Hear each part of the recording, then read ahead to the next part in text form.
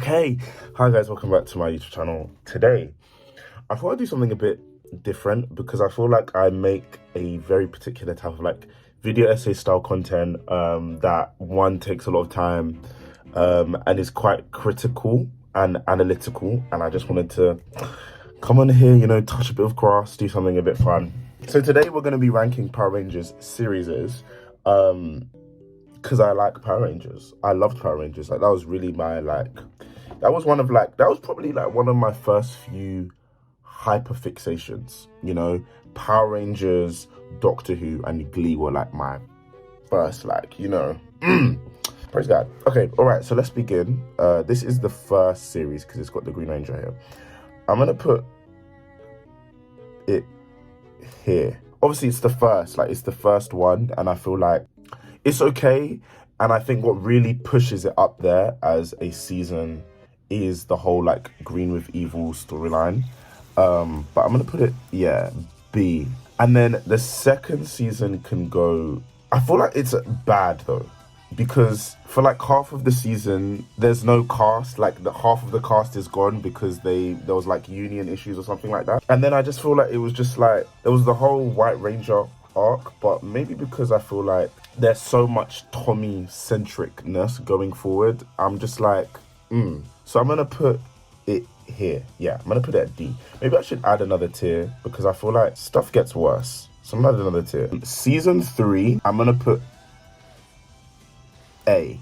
And the reason I'm gonna give season 3 an A is because I feel like they were really trying to go somewhere with season 3, and it was very driven by story. Obviously we had the whole ninja, the ninja element, which was really, really sick. And then the Zeo crystal. And I think Power Rangers at its best is when there's just really interesting story that is even an adult can appreciate. And I think season 3 does that very well. It steps up the quality. Kat is really annoying particularly this season. She's very, very annoying. But I'm gonna put season 3 up there. I'm also gonna put Alien Rangers up there again because it's very story driven. I feel the whole Alien Ranger, it didn't really matter who they were, but I like the fact that it was driven by story. And again, it's getting us to go somewhere. They're basically the same season. They just used, and not a lot of people know this, but basically Power Rangers is essentially a dubbed version of Super Sentai, which is a Japanese show. So even if you watch Power Rangers, watch it really carefully, and you'll literally see there's just bare Japanese people in a scene. Okay, Zeo, too good. I just feel it just does everything perfectly. It just elevates the show. The whole these 2 seasons of Mighty Morphin season 3 and Alien Rangers were all building up to Zeo, and I feel Zeo is just top tier in terms of story. It's okay. It's very similar to Mighty Morphin, and in terms of the very formulaic style of it. But yeah, I think Zeo is Power Rangers at its best. Talking about Power Rangers at the next show, not good. Not good. Where is it? Turbo. No, because it's terrible. Turbo is not good. Turbo killed the franchise. I'm not gonna blame that little kid, but I just feel they used all their creative juices. And okay, that's it. Because basically Power Rangers from Mighty Morphin to In Space was a continuous story, justify the fact that, for example, the Mighty Morphin footage was only able to be used for 1 season. So they had to obviously find ways to transition them out. And I think with Zeo, they did an excellent job of transitioning from, or coming up with a good explanation why they're going from the Mighty Morphin, the Power Coins, to the Zeo Crystals. This just makes no sense. You're going from the most powerful crystal in the world to bloody cars. The Super Sentai is based off Car Ranger is a comedy, and it doesn't fit well. Not good. Not good. In Space is top tier. I'm gonna put it here. People really love In Space. I'm impartial. I think it's very quality, and it's a definite step up from the stuff we got. And I think, again, Power Rangers at its best is when it's very story driven. And this was okay. So In Space was intended to be the final series of Power Rangers at all. And that's why there's very big stakes. Nah, I'm going to put it here, actually, for doing this. I'm going to put it on top for doing the story so well. Yeah. And just like, but that's not why I like Zeo. I like Zeo because it's just a celebration of what Power Rangers is. And it ups the ante in a way that is so good. You know, I'm going to leave it. Okay. Lost Galaxy. Let's put that.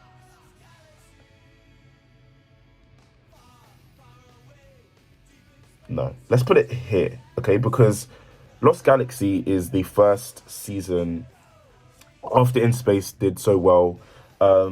It's the first season that's kind of standalone in a way. And I actually do, so it's basically semi-standalone-ish because Bulk and Skull are still around. And for example, you have the sister of Andros, Andromeda. She comes onto the show as the Pink Ranger. And I think there were some really cool elements, particularly with the In Space crossover where one of the Power Rangers dies. I think that stuff's really interesting. But I just never really could get behind the actual cast of characters in the show. I'm going to bring it down. They just didn't really do anything for me personally. But it's like very bottom, like B minus in terms of like Power Ranger series. That's what I would say. Now, Lightspeed Rescue is the first proper like season that is very far removed from the show. So it's basically the first standalone Power Ranger series. I think it's okay. And I'm starting to think maybe I want to put these here. Would I say Lightspeed Rescue is better than this? Lightspeed Rescue was quite character driven. So I remember the Red Ranger and his dad and the Pink Ranger, like there was some drama there. And then the Sixth Ranger, like he was lost or something. That was really interesting. Was it better than Lost Galaxy? Yeah. They're like the same. They're okay. Are they better than okay? No, they're okay. They're okay. Yeah, we'll do something like that. They're okay. Next is Time Force. Time Force is good. Time Force can go here. Because I feel like Time Force, again, what did I say? Power Rangers at its best is when the story is good. And the story of Time Force and the premise of Time Force is probably the best of the show overall. But why do I not want to give it thing? I didn't like Wes, and I think some of the other characters like the Blue Ranger and the Yellow Ranger, they didn't really stand out. And then what do you follow up with? The best. What's followed up after Time Force? The best. Wild Force is the best Power Rangers series of all time. And maybe it's because it used to run on like Jetix, or one of those Sky channels all day. But this is good. And the reason why I'm going to say it's good, right, is because I think it's the 10th, because there's the big like Forever Red crossover. But I just think, just in general, the characters on Wild Force are just so interesting. And they just all have really good arcs. And this is the last Saban season. So basically, Power Rangers was created by Haim Saban for the Saban company or something like that. And then after Wild Force, it gets bought out by Disney. But Wild Force is just fantastic. I don't know what to say. Maybe because I have such a connection with it. But Wild Force, cream of the crop. Ninja Storm. So this was the first Disney season. I'm going to put it here. I'm actually not a massive fan. I feel like let's say Lost Galaxy, Lightspeed Rescue, Time Force, and Wild Force are very grounded, very quite dark series. It's not super dark, but like dark. And I feel like Ninja Storm, from what I remember, is much more of a lighter approach. And yeah, it's okay. Just something about it. I think it's the aesthetic, like the whole like I think this is the first. So they started shooting Power Rangers in New Zealand at this time. So it might have been Wild Force. And and Ninja Storm that were filmed in New Zealand. And yeah, there's definitely a shift that I'm just, yeah. I don't have to explain myself to you. Next, Dino Thunder.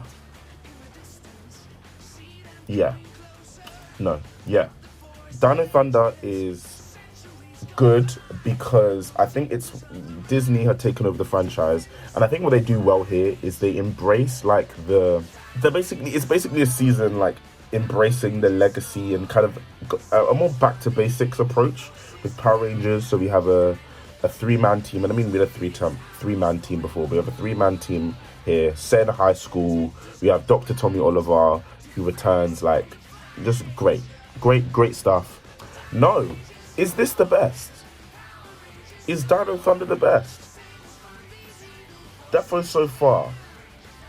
I'm just thinking of the storylines. Like I just think the character work. It's just, yeah. And the reason why I'm going to say this, and this is the kind of privilege when you have a smaller cast, is that you can really focus. So there's only like there's 3 Rangers to start with. Then there's the Black Ranger, who's Dr. Tommy Oliver, so we all know him. And then there's a White Ranger, who I didn't actually really like. But yeah, great season. I'm going to put it, yeah, I'm going to leave it. I'm going to wave it. Okay, S.P.D. Disney really did their thing with Power Rangers in this era. I'm going to put S.P.D. I just think it's just so good. Like, I think the world building in S.P.D. is very, very good. The character kind of conflicts and the dynamic of the Rangers is probably the most interesting so far. No, it is the most interesting. Like the whole idea of the Power Rangers as like this academy or like this rank. And then you have the A squad and the B squad. And then you have, I think his name's Sky. And then I can't remember anyway, the Blue Ranger, like the whole arc of him wanting to be the Red Ranger, but then Jack's the Red Ranger. Like, yeah, too good. Really, S.P.D. can go. It can go here. Yeah, too good. Yeah, too good. Mystic Force can go.